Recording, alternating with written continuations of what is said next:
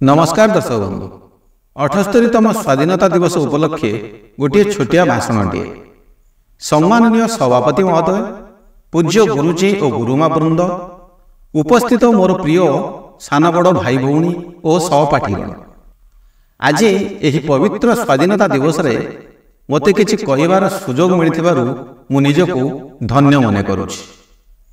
1947 मसीहा अगस्ट 15 तारिख रे आम देश स्वाधीन होइथिला।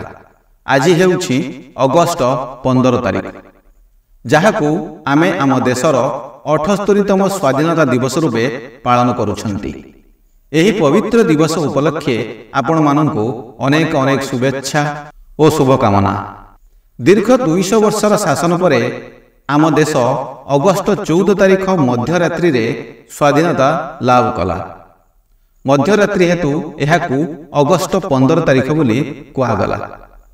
एही अगस्ट 15 तारिख को भारतर समस्त अनुष्ठान एवं प्रत्येक नागरिक स्वाधीनता दिवस रूपे पालन करि आछुछंती।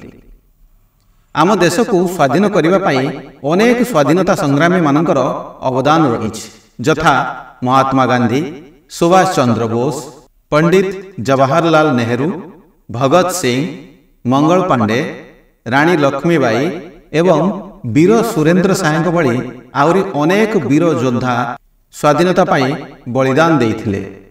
सेमानक बलिदान पाई आज आमे स्वाधीन। तेणु आसंतु आम देशर अखंडता को बजाय रखिबा सह स्वाधीनता को अक्षुण्ण रखिबा।